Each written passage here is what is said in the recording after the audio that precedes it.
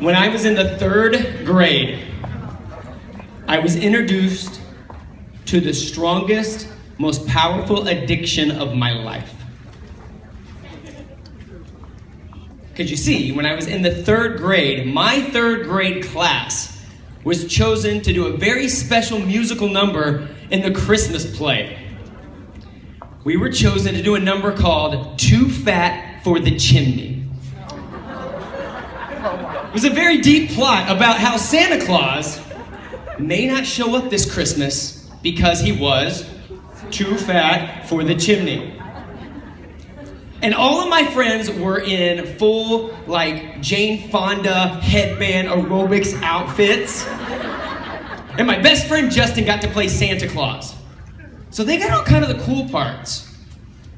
Yours truly, while they were all back here in the back of the stage, doing an aerobics number, helping Santa lose some weight, this guy was put in full feety pajamas with the drop bottom and the stocking cap that my granny made me, and I had to go up to the front of the stage while they all did their little dance behind me, and I had to sing Too Fat for the Chimney.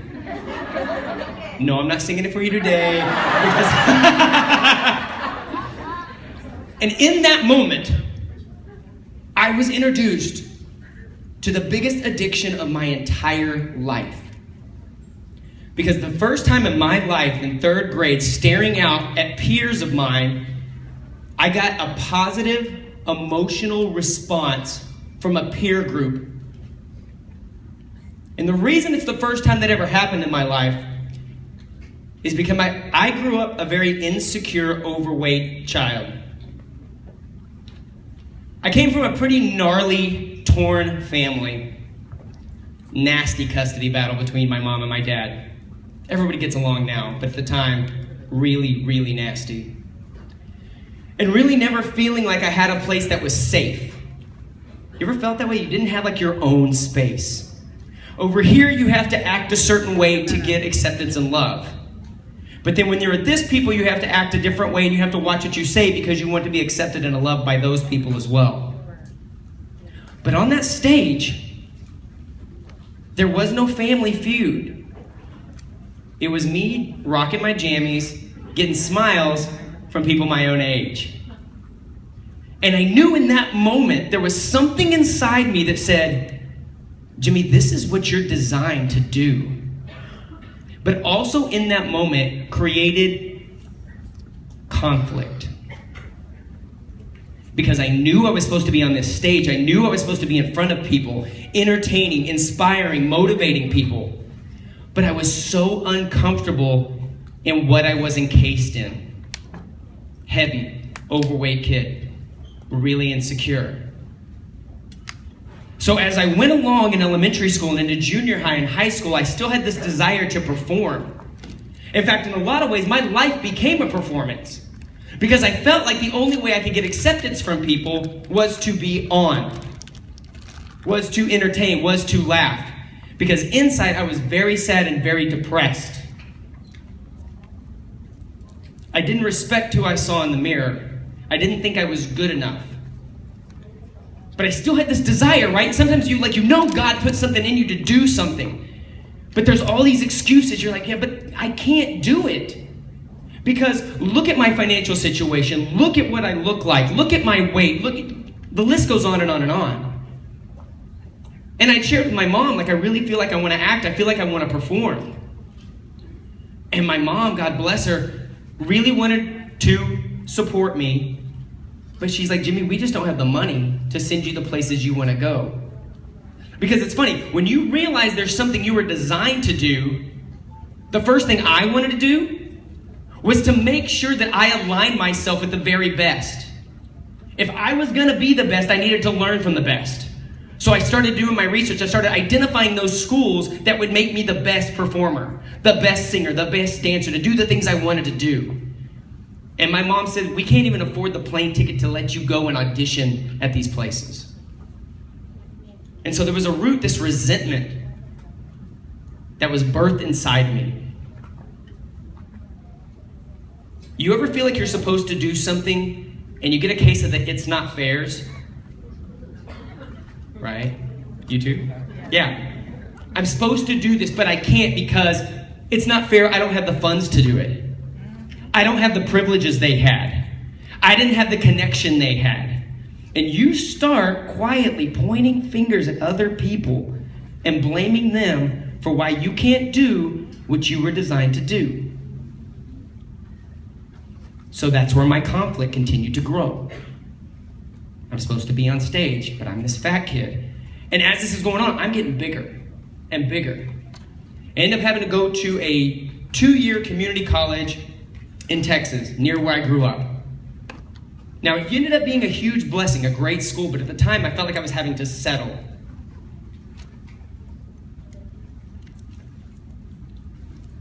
And I couldn't be where I wanted to be. At the same time, I'm working 2 jobs while trying to pursue this dream. And I see other people whose parents are paying for college, are driving new cars, they can make all the auditions, that can afford the good voice lessons, they can do all these other things. And I go, look, of course they're further along than I am. Of course. So, I'm off the hook.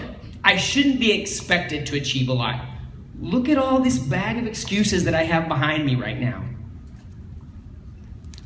Continue to try to go to school. I was blessed enough after those 2 years to get a scholarship to go up to the University of Oklahoma. Spent a short time there. I ran off to Disney World to work for a little bit, and I kept trying to move. I'd get to a place, think, here's my fresh start. Here's my fresh start, and it's going to be different here. And about 6 months in, I had built all the same excuses. I had the same lack of success, and I had found a whole new group of people to blame on why I wasn't getting my shit done, right? And so I'd move again, and so I'd move again. To where I found myself in my early 20s as a 3-time college dropout living back at home with my parents, 100 pounds overweight.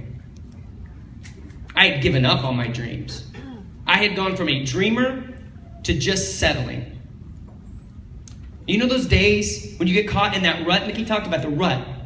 When the alarm goes off and it's Groundhog's Day, you're just immediately in survival mode. It's not thrive mode. It's not excited about life. It's, man, I hope I can make it through today. And you're already defeated before your feet hit the floor. That's where I was, right? Because I was back in Dallas, living with my folks, 100 pounds overweight, not acting, not performing, not in school. And I remember that there was a day that I was at home, I'd been in the shower, I came out with a towel around me, and I hovered just for a second in front of the mirror. Not a place a dude 100 pounds overweight likes to hang out a lot. And I sat there, and I just looked at that guy.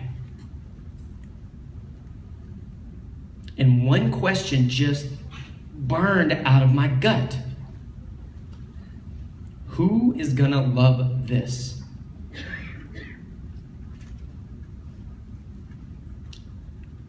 And I realized I was gonna be alone the rest of my life unless something changed. That was my enough is enough moment.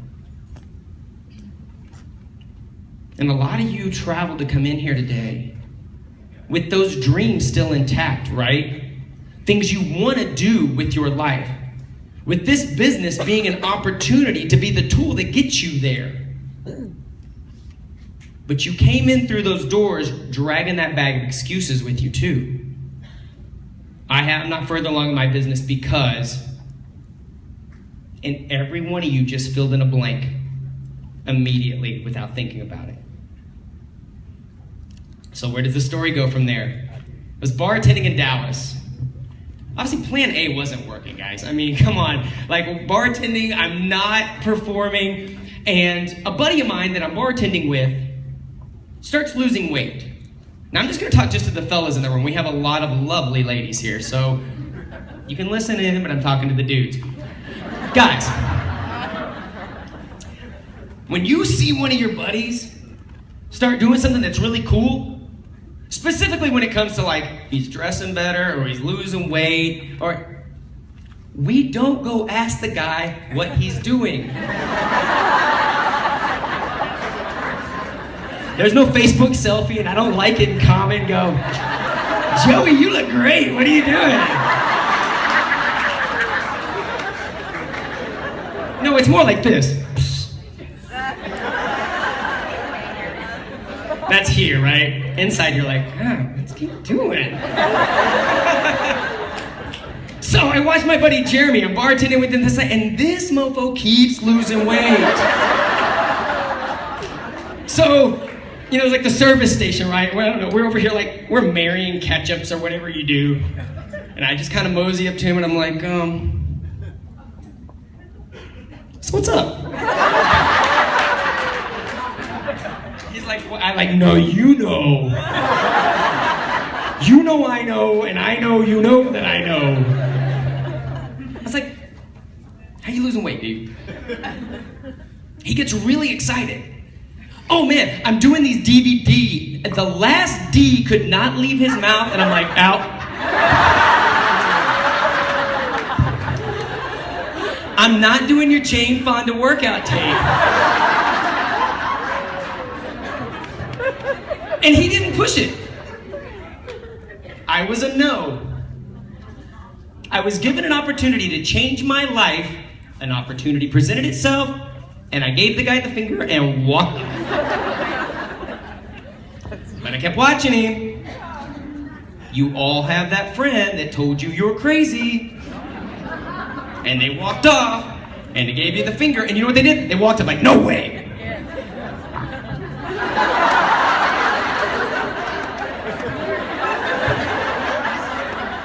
They're like behind the bush, right? Because they don't want to know that they're watching. You getting a little fitter. That Thursday check comes in.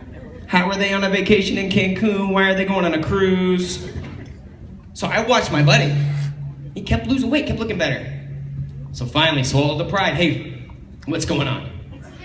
I'm doing these DVDs called Power 90. You should come over, like we can check it out. I'm like, all right. Pop that thing in, and there is Tony Horton in the shortest little shorty shorts doing this number? I don't even know what that was. What does that work? But I will tell you this. Broke as a joke, 2 maxed out credit cards at this point, and I remember looking in that mirror, right? Something has to change. I'm gonna be alone the rest of my life, and says something changes. And when you're, there's a flood, and you're on your roof, and you're praying to God, I need something to save me, and the lifeboat rolls by, and then the helicopter goes over, you better jump soon or God's gonna keep giving you opportunities. Right?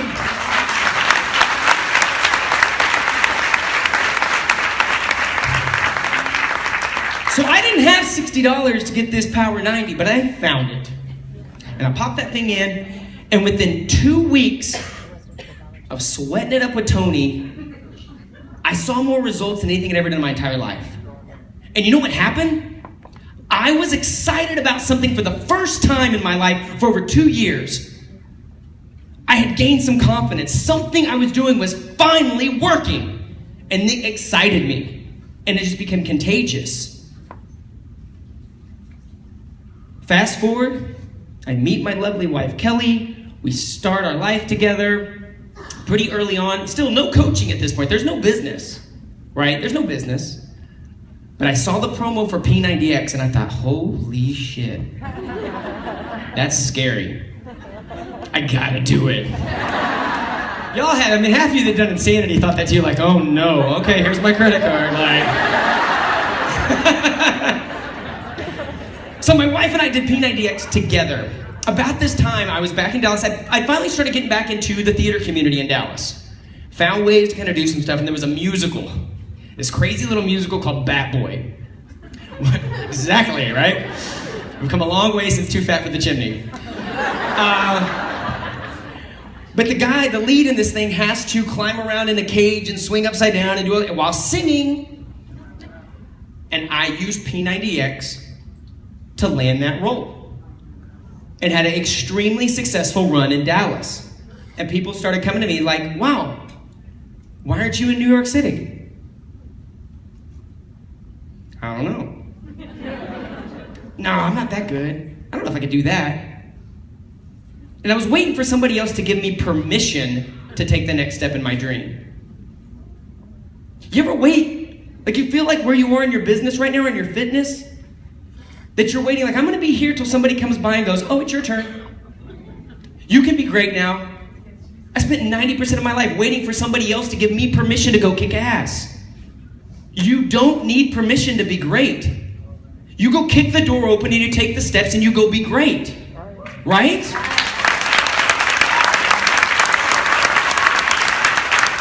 So I looked at my wife and I'm like, look, I'm 27 years old at the time, 28, something like that. I'm like, if I don't try this, I don't know what's gonna happen.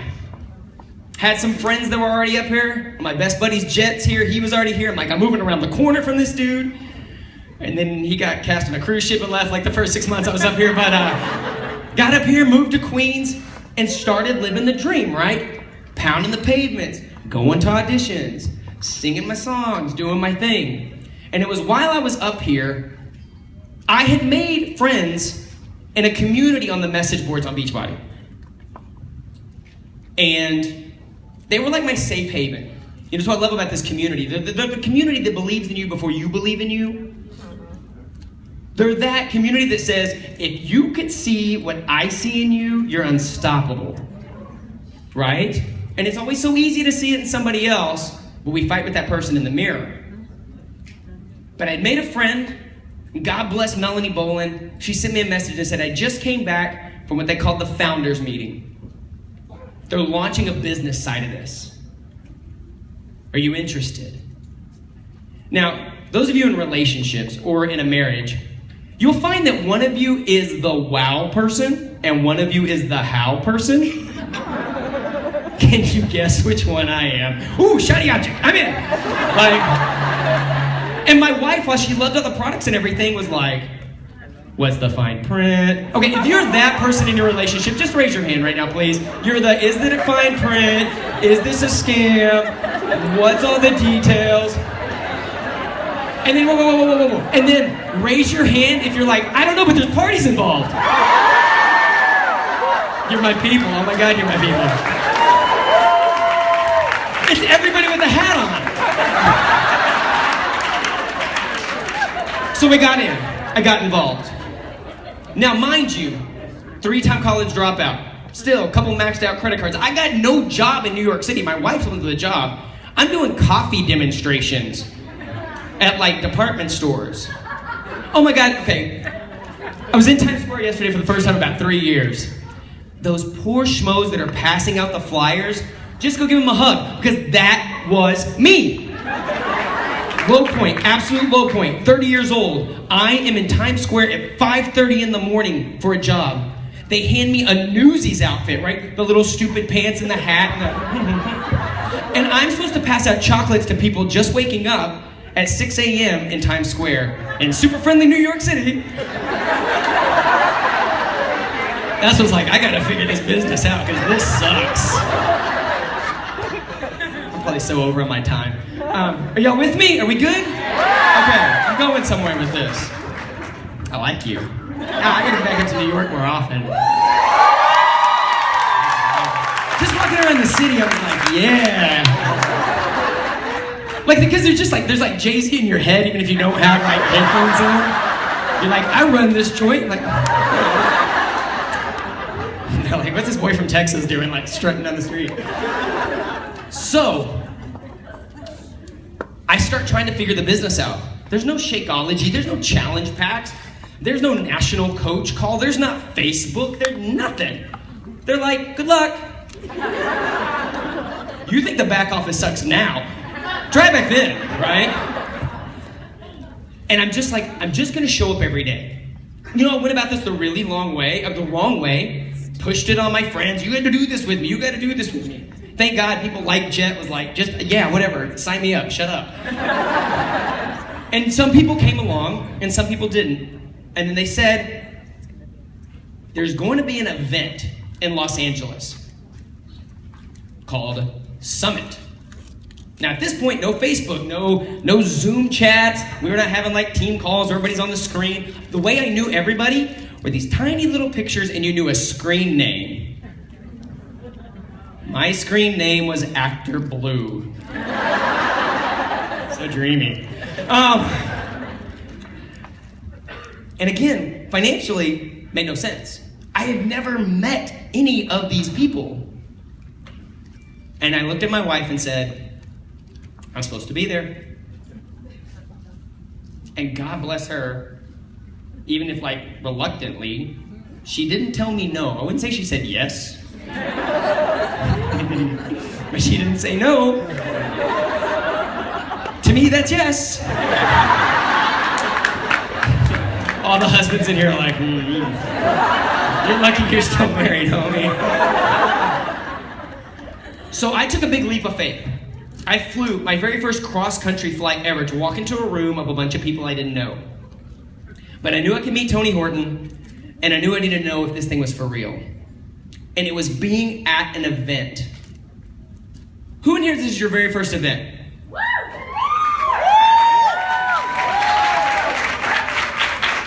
You're gonna have a choice at the end of this of whether or not this changed your life. This was about the size of the first summit, guys. It might not have been this big. Yeah, no, Michelle, it wasn't, right? No. 250? Right. Some of y'all have fit clubs bigger than that now. So I jumped in. I went to learn. I got to events. I started plugging in. And I didn't wait till I had it all figured out. It was put things into action immediately. Screw it up, mess it up, piss off a friend, family members don't like me anymore. I just knew, you know what though? Let me ask you a question. What's worse? Settling for the life you're not satisfied with right now, or maybe hurting somebody's feelings? Maybe hurting somebody's feelings on something that you could help them benefit. Did I go about it so wrong? Oh my gosh, so wrong. I wasn't introduced to personal development and I needed it so bad, man. Like, forget y'all then, I'm gonna keep doing this. But what I want to talk to is something all of you have already done better than me. So I said, all right, training says I'm supposed to do meetings. I'm supposed to invite people to stuff. So I would go rent a rehearsal space in Ripley Greer Studios every Tuesday night. Me and my wife and Jet would lug, they used to have these little showcase packs, right? We would lug a projector and like every product we had then all the way into Manhattan. I would set this thing up and we would wait. And nobody would show up. And Jet and Kelly would watch me do the presentation for the 45th time. I got really good at this presentation, though. So I kept banging my head against that wall, because I'm like, that's what they said I'm supposed to do. That's what they said I'm supposed to do. Until finally, I started working on a TV show, and I had some downtime during the TV show, right? So acting stuff's going okay. I'm like an extra, but it's a consistent gig, it's money. And in my downtime, I go, I start finding people online to talk to. This is right about the time Facebook came out, and it was before every coach in the world was on Facebook. So I just searched for people that had P90X in their profile and just said, hi, how are you? And started talking to people. And I started gaining traction. And why do I share that? 2 reasons. Number one, sometimes it's easy to look at what you perceive a successful coach is. Maybe you look at me or Mickey or Saudi or somebody up here and go, man, nobody tells them no, they got this thing down. I bet they just kick their heels up and it's just on autopilot, just Success Club points just ringing, right? And that's not the case. Because what we're doing is just like, oh, I messed that up. Oh, I messed that up and they got involved anyway, and you just keep going forward. But what I want to say is 2 things. Sometimes you think, well, I can't do what they do. if you have somebody that came with you to this, you did something better in your business than I have ever done. Here, I couldn't recruit anybody outside of Jet and my wife, literally. Oh, I hear all the time, oh, you don't understand New York. Everybody's skeptical. Everybody's trying to push something. They're not going to get this. They're not going to be into that. Oh, we like to go to the gyms. Nobody has room in their apartment to work out. I've heard it all. I see a lot of head nods, right? So excuses haven't changed in like 8 years, right? So you've done something. You figured out something that I didn't do. Run with that. The second thing that I had to realize is corporate loves us. Corporate wants to support us so much. But you don't have to do this the way they say you have to do this. What's corporate's job? Corporate's job is to look and let's say you guys are the entire network. And they're like, well, how can I create a training that if I throw one big net out, it's gonna catch the median, right? It's gonna give a lot of people some hope.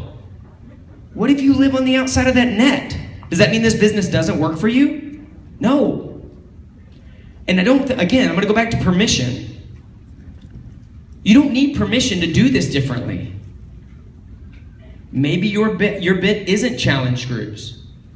Gentlemen, we just had a men's event in Dallas about this, right? Like you have permit. Who was there? Yes. You have permission to build this how you want to build it. You want to build it like a hardcore, traditional business? Great. If you're not as touchy-feely and social about it as the ladies, great.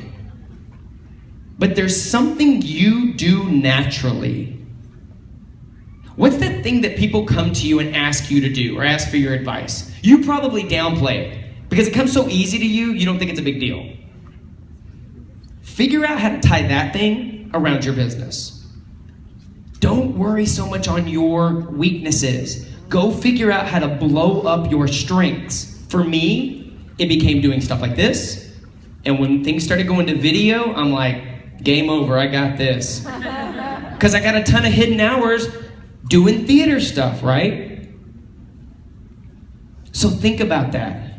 Wrap that around. You have permission to do this business maybe the way nobody has yet. Maybe you come along and revolutionize this thing and give a whole segment of people that have said no to this hope that, oh, I didn't know you could do it that way. I'll get involved.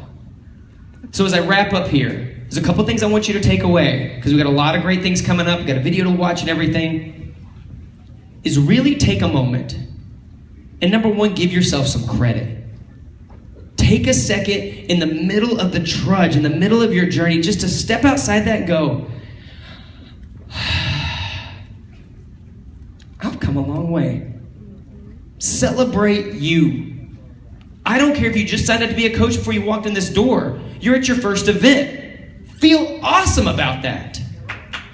Right? Figure out that thing that makes you uniquely you. And if you have a problem, go ask 10 of your friends. Hey, what's something I'm good at? Your friends will let you know. And then when they tell you, don't go, yeah, that's not that big a deal. Accept it and start pondering upon that. Right? And the number 3, get busy. Because that's the one thing I did. I didn't know it all. I didn't understand this business. I had my bag of excuses, but I continued to show up every day. And if you will show up every day, you are going to impact so many lives of people out there that desperately need what we have. I say this all the time, but I believe it more today than I ever have, ever in the history of talking to somebody. We do not sell health and fitness. We give hope to a world that desperately needs it, guys. You have the power to change somebody's life, and the day you don't share, quit being selfish with this. There are too many people that need us. Thank you for having me here today. Go take action and blow this up.